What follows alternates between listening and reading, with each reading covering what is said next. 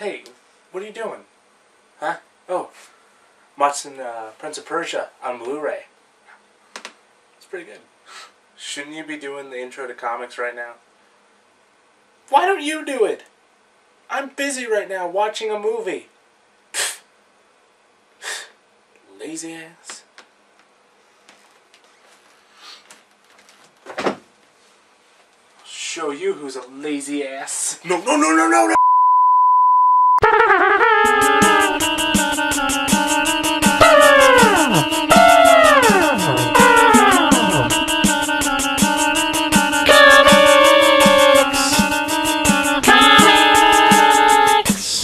What's happening? It's Richard here, and welcome to a brand new episode of Comics. And let's not dilly-daddle, dawdle-weedin' and fleetle-flatten around, and let's just get started right now with some awesome Marvel news via Carter.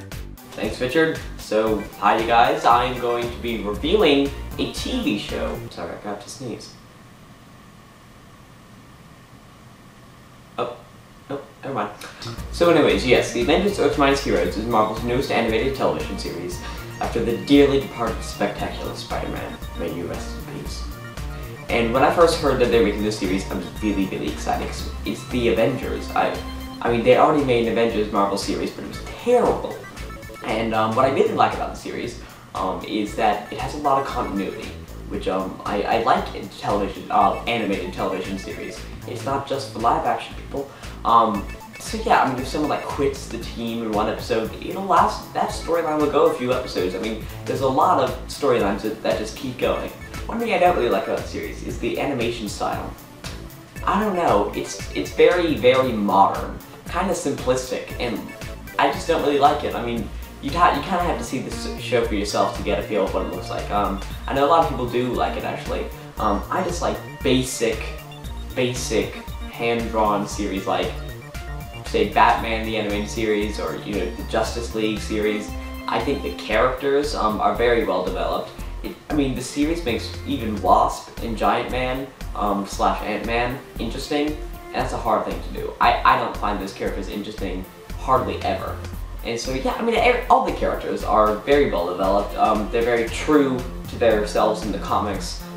There's no one who's that different. And so I definitely recommend watching it. Besides the animation style, I think it's pretty good. I don't think it's quite as good as some DC's animated series, Batman, Justice League. I love both those series. And not even quite as good as Spectacular Spider-Man, but it's still finding its footing. But I think it's very good. I think it's very just enjoyable and fun. I give it a 4 out of 5, and I would definitely recommend watching it. It has been coming on Wednesdays at 7 recently, but now it's coming on Sunday mornings on Disney XD, so make sure to tune in. It's very good. So on the DC Comics side of things, ladies and gentlemen, real quick, I just want to say I just got the word back about the Scott Snyder interview. Unfortunately, he's not available right now, which means in layman's terms, they want him to kind of back off from doing press right now, which I understand. But he's told me that we're still on the front burner. The comics show is still on the front burner for future Scott Snyder interviews, so it still is a possibility, just not anytime soon. Speaking of Scott Snyder, big congrats to you, Jacques and Francisco, on the second printing of Detective Comics number 871. Congrats, Scott, Jacques, Francisco. You guys rock, and I can't wait to see what else you guys got in store. So here's some big DC Comics related news. A new show is coming on the airwaves, and they just released a 1-hour-long special last Friday, and this show is called Young Justice. Young Justice is a brand new show on the Cartoon Network that's created by Brandon Vietti and Greg Weisman. The series is going to start in January, but they aired a hour-long setup movie on Friday, and I watched it, and it was absolutely incredible. I loved it, but it's really good, and 10 times better than Teen Titans in my opinion. The only problem that I had with it was Jesse McCartney as Robin. That kid's voice is just... Another really interesting thing that happened to DC Comics, or DC Comics related things, was that there was a rumor floating around, as they usually do, that Christopher Nolan and company was going to use cut footage and CGI from The Dark Knight to add the Joker as a small cameo for continuity reasons in The Dark Knight Rises. Asked about this rumor during the press junket and premiere party for the Inception Blu-ray DVD that's coming out next week, Christopher Nolan pretty much said, "Does anyone listen to me?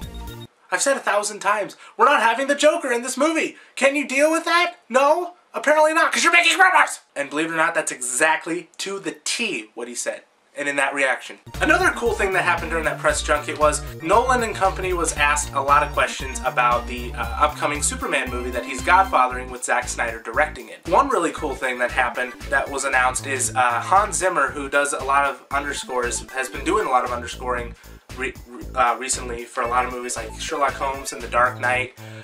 He's been hired to do the brand new Superman score. Now, Superman's original score is iconic.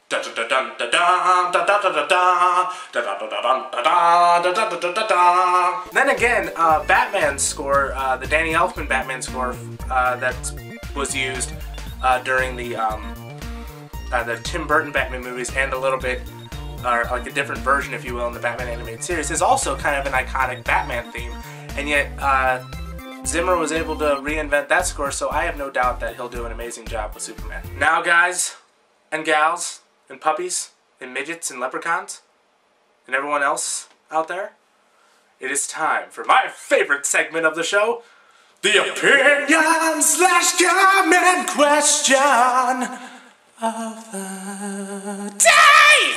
Anyways, here's Carter talking about Mark Ruffalo. Yeah, Mark Ruffalo. What I'm going to be talking to you about is Mark Ruffalo, as you know, is playing the Hulk in the Avengers series. For as long as I can remember, when rumors first started about this movie, one of the biggest rumors was that Hulk is going to be the villain. Mark Ruffalo was recently interviewed, I don't remember who interviewed him or what it was for or anything, but he was recently interviewed and he was asked for about the millionth time, do you know if Hulk is going to be the villain? And for the first time, when a person has been asked that question, they didn't say, I don't know yet, or, you know, I know as much as you do. Mark Ruffalo started to say something, it looked like, but then he kind of caught himself and said, well, I don't want to reveal too much. So, that means that he probably knows. It looks to me like the Hulk might be the villain. It looks like he was kind of, you know, like, wink wink, I think you're onto something here. And so, my question to you guys is, would you like for Hulk to be the villain? Would you like for the Hulk to just be a member of the team? Would you like Bruce Banner to be like just kind of a consultant for the Avengers? Do you think if the Hulk is the villain that it should follow the original Avengers storyline and that Loki is controlling his mind and forces him to attack the Avengers? How do you want the Hulk to play into the Avengers movie? And do you think that Mark Ruffalo can pull it off either way? Anyways, y'all, that's about a wrap here. That's about it. Yeah, we're done. Okay, I'm leaving. Bye. I'm tired. Love ya.